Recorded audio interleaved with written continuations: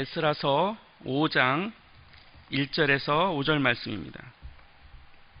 구약성경 에스라 5장 1절에서 5절.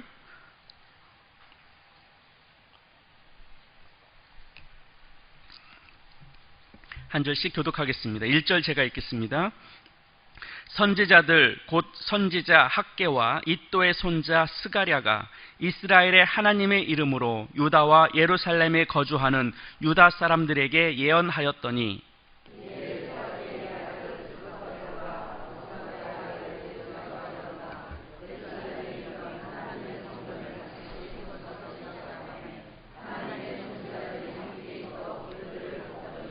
그때에 유브라데 강 건너편 총독 다뜨네와 스달보스네와 그들의 동관들이 다 나와 그들에게 이르되 누가 너희에게 명령하여 이 성전을 건축하고 이 성곽을 마치게 하였느냐 하기로. 같이 읽겠습니다. 하나님이 유다 장로들을 돌보셨으므로 그들이 능히 공사를 막지 못하고 이 일을 다리오에게 아뢰고 그 답장이 오기를 기다렸더라. 아멘. 저희들끼리 흔히 하는 이야기들 중에 이런 이야기가 있습니다. 예수님께서 언제 재림하실까? 아마도 비 오는 수요일 날 예수님이 재림하지 않으실까? 왜냐하면 그때가 제일 예배당에 적게 오시는 때여서 그러겠죠? 그런데 오늘은 거기에 하나가 더 붙었습니다. 비 오는 수요일에 부목사가 설교하는 날. 그래도 말씀을 사모하셔서 나오신 줄 압니다. 이 예배가 하나님께서 받으실 줄 알고 그 믿음의 고백을 드리기 위해서 이 자리에 오신 줄 믿습니다. 지난 6월 셋째 주에 제가 사장에 대한 이야기를 여러분들과 함께 말씀을 나누었습니다. 우리가 하나님 앞에 서서 하나님의 뜻을 이루어가고 하나님께 영광을 드리는 삶으로 산다 하더라도, 우리가 하나님 앞에 삶을 결정하고 나간다 하더라도 그 길이 결코 쉽지 않다는 말씀을 드렸습니다. 왜냐하면 우리는 끊임없이 사단의 공격을 받기 때문에 그렇습니다. 또 우리가 우리의 삶 가운데 예기치 못하는 어려운 일들도 만나기 때문에 그렇습니다.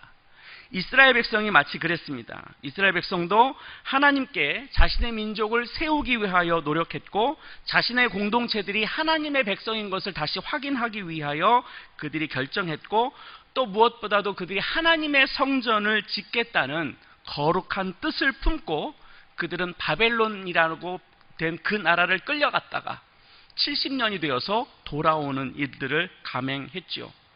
그래서 그들은 하나님의 성전을 짓기 위하여 무던히 애를 썼습니다.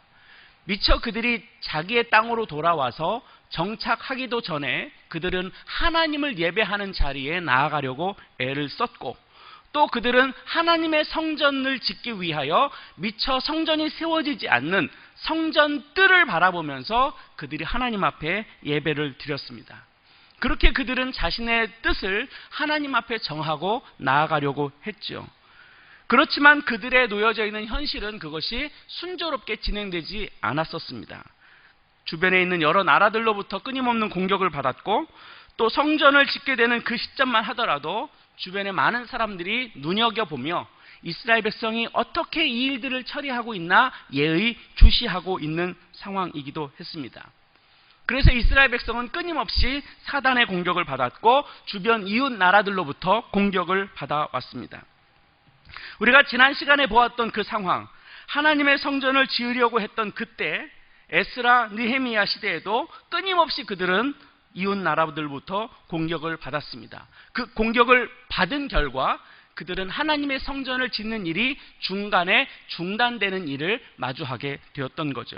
바로 그 얘기가 오늘 우리가 읽은 5장 1절 바로 윗부분에 있는 4장 24절에 그 말씀이 기록되어 있습니다. 4장 24절 제가 읽어드리겠습니다. 이에 예루살렘에서 하나님의 성전 공사가 바사왕 다리오 제2년까지 중단되니라. 이제 이스라엘 백성이 그토록 열망했던 하나님의 성전 공사를 짓기로 시작했는데 그것이 얼마 되지 않아서 성전 공사가 중단이 되었습니다. 그리고 나서 5장 1절에 들어와서 다시 성전 공사를 짓게 되는데, 성전 공사가 다리오 왕 2년까지 중단되었다고 하는 그 내용, 그것이 과연 얼마 동안 하나님의 성전이 중단되었는가? 연대기를 보니까 약 15년 동안 성전 공사가 중간에 중단되었다는 거예요.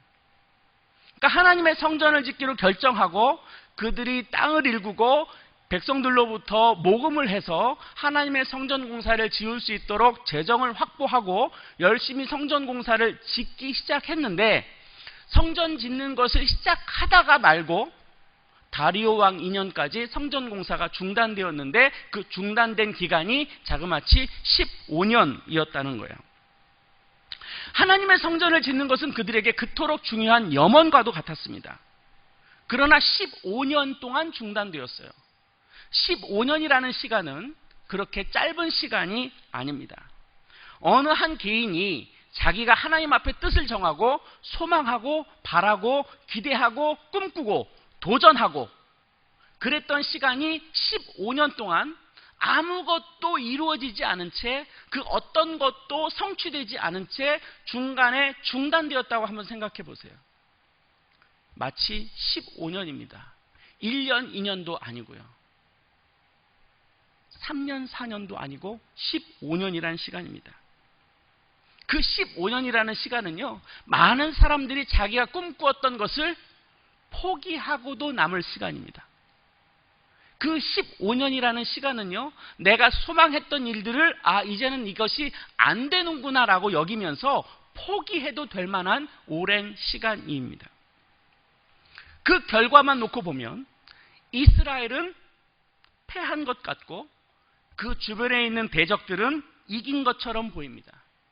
하나님은 패배한 것 같고 사단은 승리한 것처럼 보입니다.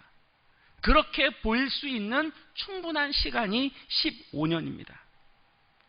그리고 이 15년 동안 이스라엘 백성들은 무기력했습니다. 자신들을 공격해오는 사람들을 향하여 대항 한번 하지 못했던 긴 15년의 시간이었습니다. 그들은 그 고통의 시간을 견뎌낼 힘이 없었을 겁니다. 페르시아라고 하는 그 거대한 왕국이 이스라엘을 예의주시하고 있고 자신의 나라를 점령하고 있는 그 나라가 약소국으로 지배받고 있는 이스라엘 백성들을 바라보고 있는 그 시점에서 아마도 이스라엘 백성들은 아무것도 해내지 못했을 겁니다. 이스라엘 백성은 그동안 무기력했습니다. 그들을 공격해오던 대적들을 향하여 감당해낼 힘이 그들에게는 없었습니다. 주변 사람들이 눈을 부릅뜨고 이웃 나라 사람들이 이스라엘 백성을 바라보고 있을 그때에 그들은 그들의 눈치를 바라보면서 그 어떠한 것도 도전하지 못했던 시간이었습니다. 또한 이스라엘 백성은 패배자였습니다. 하나님을 향하여 거룩한 뜻을 품기는 했습니다마는 15년이라는 시간을 흘러가면서 그들은 이제 그 거대한 꿈과 소망에 대하여 잊어버리고 자기에게 놓여져 있는 현실, 하루하루 살아가는 것, 한 해 한 해 버텨내는 것, 그것이 그들에게 더 중요한 일과가 되어버렸습니다. 그러다 보니까 그들은 하나님의 백성으로서의 정체성을 잊어버리기 시작했죠. 하나님에 대하여도 열심을 내지 못했습니다. 하나님의 성전이 있어야 그들이 하나님 앞에 예배를 드릴 텐데 그렇게 15년이 흘러가도록 그들은 하나님의 성전을 짓지 못했습니다. 하나님의 성전에서 하나님을 예배해야 하나님의 임재를 경험하고 하나님이 우리의 아버지구나, 우리는 하나님의 백성이구나 라고 하는 것을 확인할 터인데 그들에게는 하나님의 성전이 없다 보니 자신이 하나님의 백성이라고 하는 그것조차도 점점 그 기억을 잃어가고 있는 시간이 15년이었죠. 뿐만 아니라 이스라엘 백성은 꿈도 가질 수 없었습니다. 어쩌면 그들이 바벨론에서 돌아올 때, 페르시아라고 하는 나라에서 돌아올 때 원대한 꿈을 꾸었을 것입니다. 우리는 하나님의 성전을 지을 거다. 하나님의 성전을 통하여 우리나라가 다시 한번 부흥을 이루어낼 것이다. 또 우리가 하나님의 성전을 통하여 이 나라가 다시 한번 영향력 있는 나라로 세워지게 될 것이다. 과거에 우리에게 있었던 다윗 왕조의 그 영광이 다시 우리에게 임할 것이다 라는 거대한 꿈을 갖고 돌아왔죠. 그러나 그 꿈은 이제 온데간데 없는 시간이 되어버렸습니다. 그들의 꿈과 비전은 힘을 잃어갔고 하나님을 신뢰하고 하나님을 경외했던 마음도 점차 그 힘이 이루어져 가고 있는 그때였습니다. 어쩌면 그들은 그냥 하루하루 살아가는 하나님의 백성이라고 하는 명목상 하나님의 백성으로만 남아있지, 그 어떤 것도 그들 안에 민족의 자긍심, 우리는 하나님의 백성이라는, 선택된 백성이라는 그 자긍심도 남아있지 않은 그런 상태로 15년을 흘러보내고 있었던 거죠.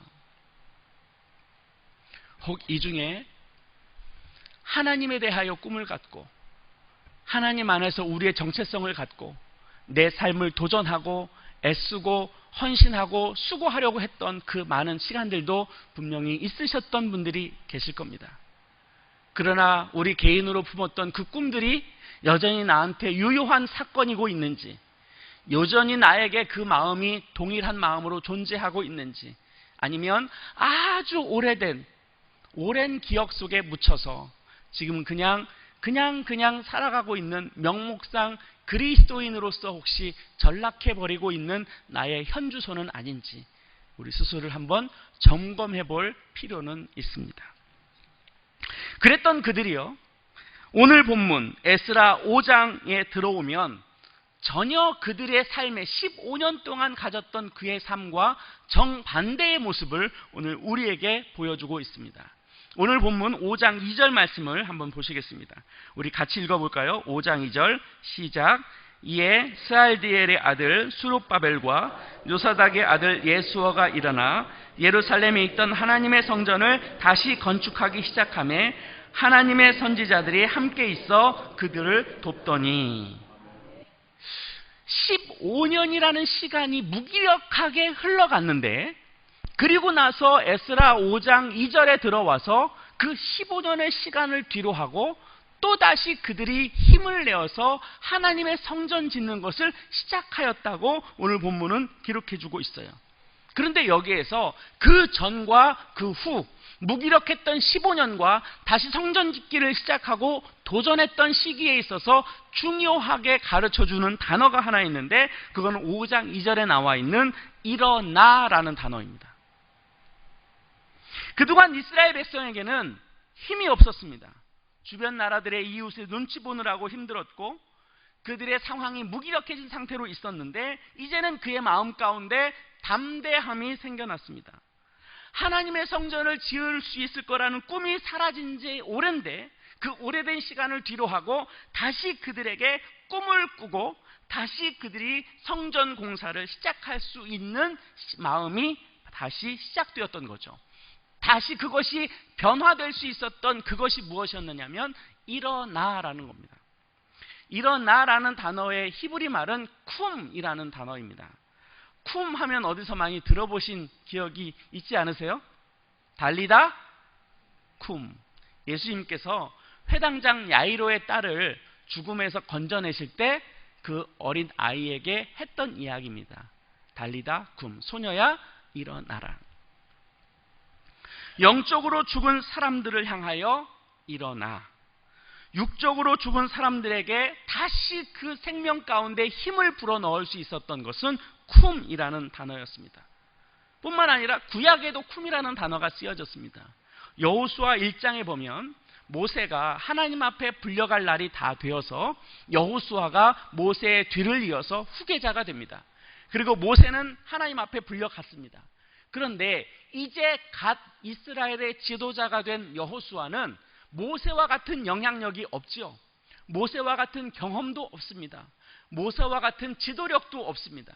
그럴 때 여호수아가 제일 먼저 했던 것은 하나님 앞에 엎드려서 무릎 꿇는 거였어요. 나는 할 수 없음을 인정하고, 나는 아무것도 아님을 인정하고 하나님 앞에 납작 엎드려서 하나님의 뜻만 바라고 있을 그때에 하나님께서 여호수아에게 나타나셔서 1장 2절에 이렇게 말씀하고 있습니다. 내 종 모세가 죽었으니 이제 너는 이 모든 백성과 더불어 일어나 이 요단을 건너 내가 그들 곧 이스라엘 자손에게 주는 그 땅으로 가라. 여호수아는 모세의 후계자였지만 모세와 같은 지도력을 감당할 수 없었을 겁니다. 그는 모세에 비하면 너무 미천한 자였죠. 그런데 하나님께서 그를 세워서 그에게 요청하고 계십니다. 너희는 지금 누워있지 말고 일어나. 너가 요단강을 건너가라 라고 하나님께서 명령하고 있는 거죠. 일어나는 게 중요해요. 아무것도 할 수 없는 무기력한 사람에게 일어나는 것, 바로 그 사람이 자신에게 있는 문제를 풀어갈 수 있는 첫 번째로 해결할 수 있었던 그 도전이 일어나는 겁니다. 아무런 계획도 없고 생각할 수 없는 그 누군가가 가장 먼저 할 수 있는 일은 누웠던 자리에서 일어나는 거죠. 패배감으로 가득한 사람들에게 있어서 그가 지금 당장 해야 될 일은 누웠던 자리에서 일어나는 겁니다. 내가 원하는 것을 할 수 없는 그 누군가에게 다시 새로운 일을 도전할 수 있도록 할 수 있는 그것은 그가 있던 자리에서 일어나는 것입니다. 일어나야 할 수 있습니다. 일어나야 생각을 고쳐먹을 수 있고요. 일어나야 움직일 수 있고요. 일어나야 음식도 취할 수 있는 겁니다. 무기력에서 일어나야 되고, 절망에서 일어나야 하고, 힘겨움에서 일어나야 하고, 두려움에서 일어나야 하는 겁니다. 그럴 때 우리에게 새로운 일들이 펼쳐지게 되는 거죠.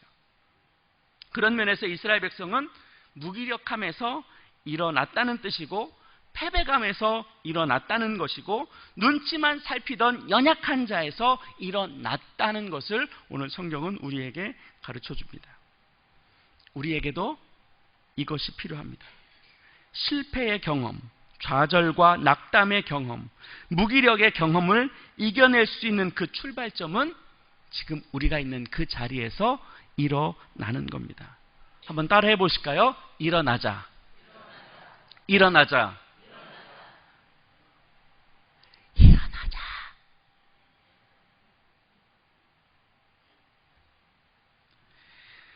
하나님을 경험하지 못했던 수많은 시간에서 일어나야죠. 내 인생에서 극복하고자 했지만 극복하지 못했던 실패의 경험에서 우리는 일어나야죠. 무엇을 할 때마다 잘 되지 못함으로 인해서 생겼던 우리에게 있는 패배감, 실패감으로부터 벗어나야죠. 나는 할 수 있다고 생각하고 하나님이 도우실 거라는 믿음을 갖고 일어나야죠. 비록 어제까지는 안 됐다 하더라도, 어제까지는 내가 아무것도 할 수 없는 상황이었다 할지라도 이제는 내가 하나님의 도우심으로 잘 될 거라는 믿음을 갖고 그 자리에서 일어나야지. 그래야지 우리에게 무슨 일이 생겨나는 겁니다. 일어나야 합니다. 아멘.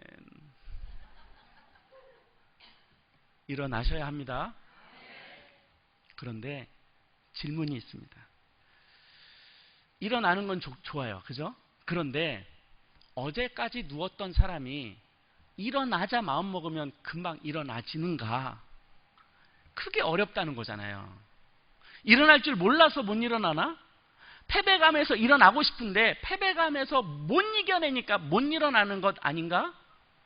어제까지 무기력했는데 오늘날 갑자기 그 다음날 힘이 불끈 솟아서 일어날 마음이 어떻게 생기냐 하는 거죠. 일어날 줄 몰라서 안 일어나는 게 아니잖아요. 신앙생활 잘하고 싶어요. 늘 잘하고 싶어요. 그런데 오늘 잘하고 싶어요. 그런데 내일 되면 잘 되는가? 잘 안 되잖아요. 오늘 내가 결심했어요. 내가 이렇게 살겠다고 하나님 앞에 결단하고 기도하고 외치고 선언했어요. 그러면 그 다음날 짠 하고 내 생각과 내 마음과 내 행동이 180도 바뀌어져서 벌떡 일어나지는가? 안 그런다는 거잖아요. 그래서 제가 여러분께 일어나자 말씀드려도 일어나자 이렇게밖에 될 수 없는 그 마음을 제가 알아요. 아마 그 마음이 다 경험적으로도 있으시죠. 그러면 오늘 이스라엘 백성은 어떻게 15년 동안 무기력했는데 어떻게 갑자기 일어나서 하나님의 성전 공사를 다시 도전할 마음이 되었는가 하는 겁니다. 그들에게 무슨 변화가 있었을까? 그들은 어떻게 일어날 수 있었던가? 어떻게 그는 15년 동안 묵혀졌던 마음이 바뀌어져서 어떻게 다시 하나님 앞에 도전하는 마음을 가질 수 있었던가? 궁금하시죠? 저만 궁금합니까? 답이 오늘 성경에 있어요. 일어날 수 있었던 근거가 오늘 성경에 있어요. 5장 1절 말씀 보시겠습니다. 5장 1절 같이 읽겠습니다. 시작. 선지자들 곧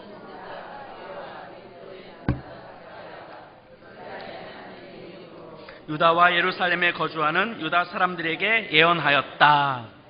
뭐 했대요? 예언하였다. 근데 여기서 말하는 예언은요, 미리 나중에 일어날 일을 점쳐서 말하는 것의 예언이 아니에요. 우리가 흔히 예언하면 앞으로 벌어질 일들을 예측해서 뭔가를 계시하시고 보여주는 것이 예언으로 이해하시는데, 여기서 말하는 예언은요, 그런 예언이 아니고요, 하나님의 말씀을 맡은 예언이에요. 그러니까 여기가 예자가 무슨 예자냐면 미래 예자의 예가 아니라 우리가 은행에 갈 때 예금할 때 맡길 예자예요. 그러니까 하나님의 말씀을 맡은 자들의 말을 들은 거예요.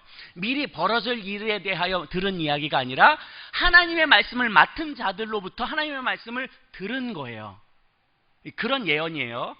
그렇게 그게 맞는 말씀이에요. 예언을 다르게 오해하시면 안 돼요. 그러니까 지금 이스라엘 백성들이 어떻게 일어날 수 있는 근거가 되었는가? 선지자들 곧 선지자 학계와 스가랴로부터 하나님의 말씀이 전달되었고, 그들에게 하나님의 말씀이 전달된 것을 하나님의 말씀을 맡은 자들이 이스라엘 백성에게 선포한 거예요.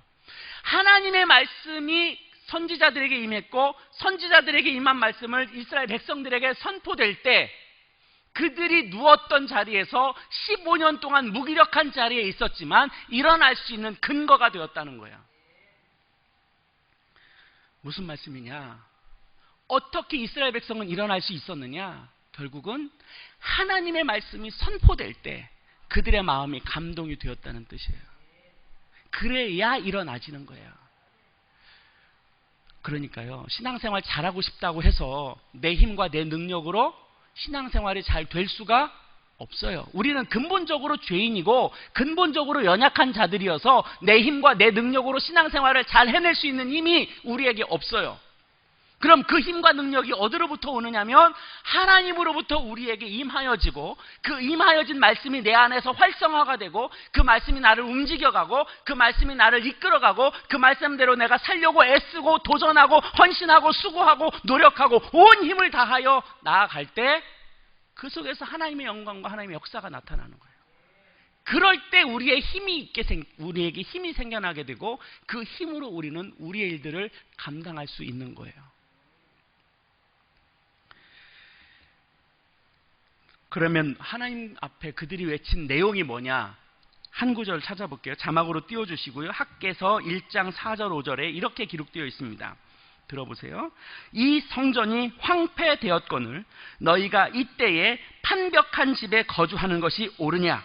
그러므로 이제 만군의 여호와가 이같이 말하노니 너희는 너희의 행위를 살필지니라.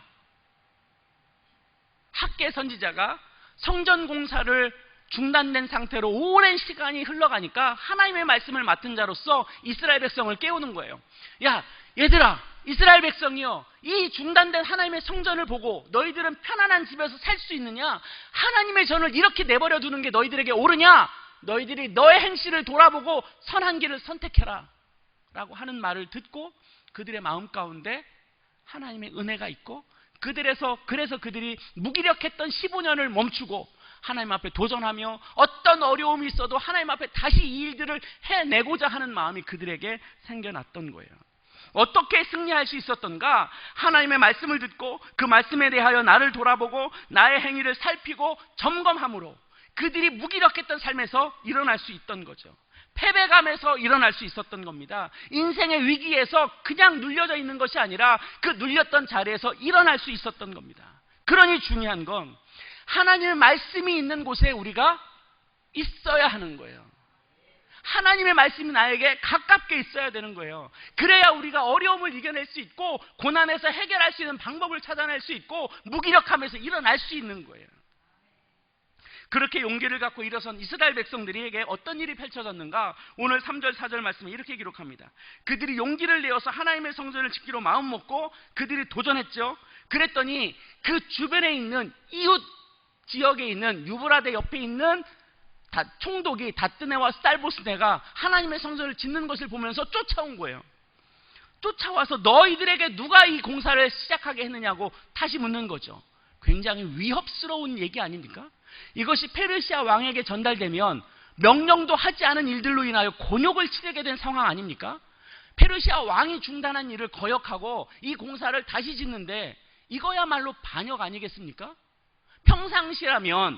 평상시에 이스라엘 백성들이라면 그렇게 반응했을 텐데 그들이 위협을 줌에도 불구하고 그들이 담대하게 이 성전 공사하는 일이 어떻게 시작되었는지 그들에게 설명하였다고 이야기합니다. 뿐만 아니라 이 성전 공사를 다시 짓는데 거들었던 사람들의 이름을 다 그들에게 알려주는 거예요.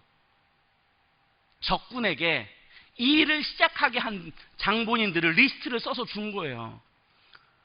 너무 무모해 보이지 않습니까?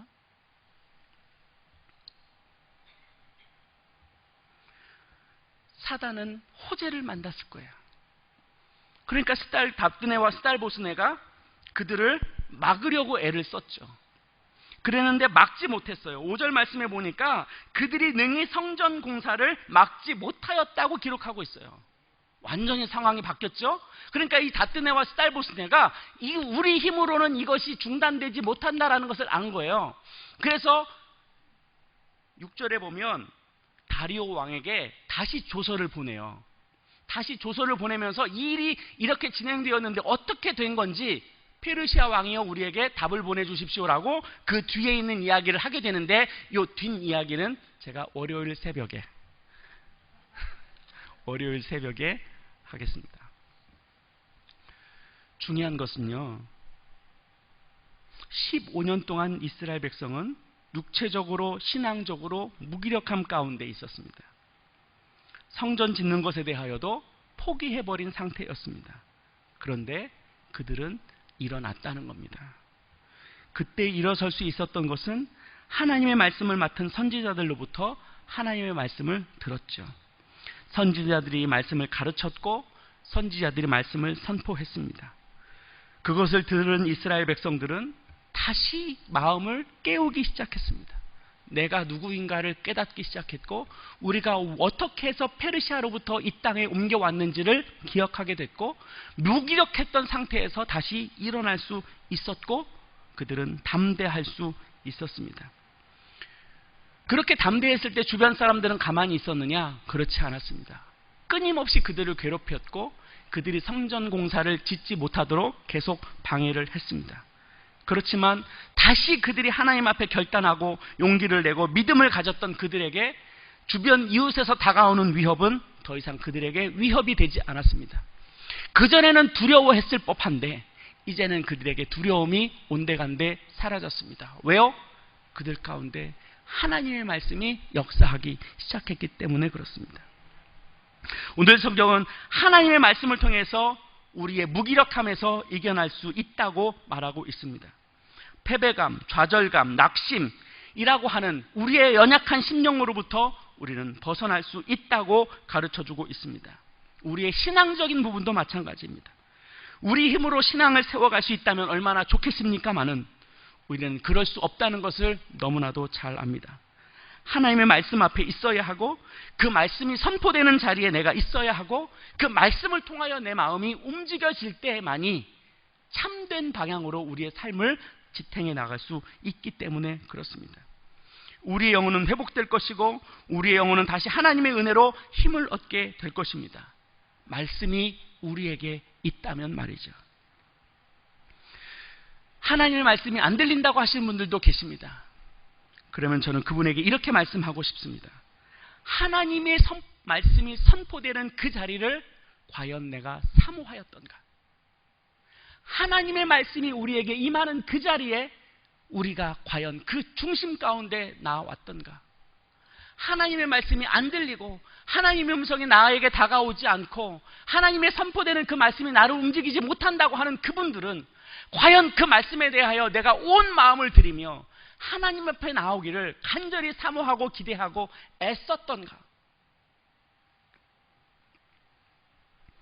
하나님께서 우리의 영혼을 살찌게 하고 우리에게 담대함과 영적인 체험을 선물로 주시는 그 통로는 바로 하나님의 말씀에 있습니다. 그래서 우리는 예배 중심으로 살아야 하는 겁니다. 예배가 우리를 살립니다. 하나님이 뭐 부족함이 있으셔서 우리 예배를 받으시기를 원하시겠어요?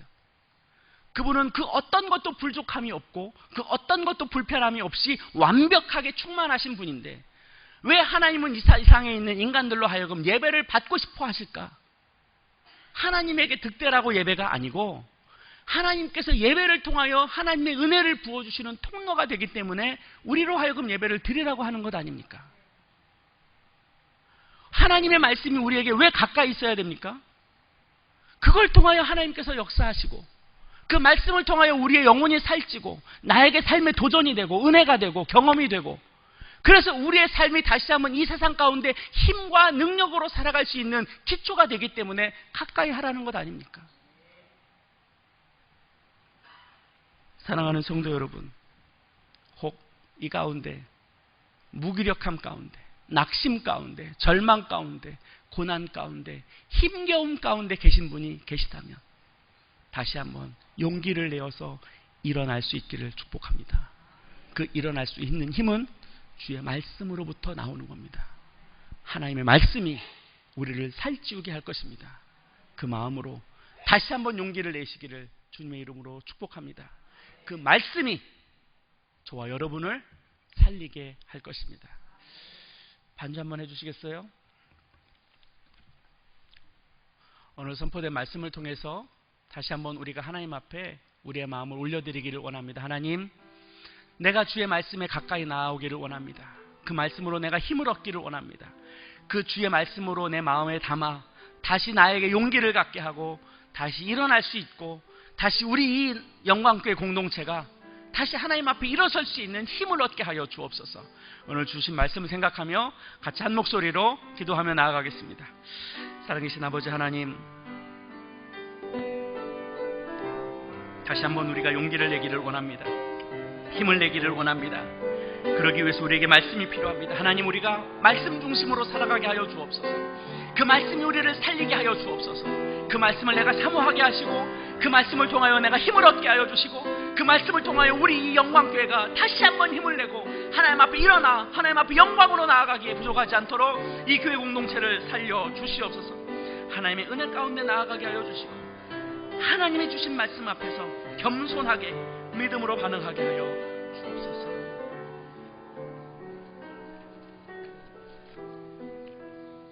사랑이신 아버지 하나님, 혹 우리 마음 가운데, 혹 우리 공동체 가운데 연약함과 무기력함이 있다면 하나님 그 마음을 제하여 주시고 다시 한번 우리 공동체가 주의 말씀으로 일어서게 하여 주옵소서. 주의 권능으로 힘을 얻게 하여 주옵소서. 말씀이 선포되는 그 자리를 사모하게 하여 주시고 예배 중심으로 살아가게 하여 주옵소서. 교회의 온 성도가 하나님 앞에 예배를 기쁨으로 드리며 하나님 앞에 살아있는 영감 있는 예배를 드림으로 하나님의 은혜가 한 분 한 분들에게 능력으로 나타나도록 역사하여 주시옵소서. 일어나게 하여 주시고 승리하게 하여 주시고 사단으로부터 벗어나게 하여 주옵소서. 예수님 이름으로 기도하옵나이다. 아멘.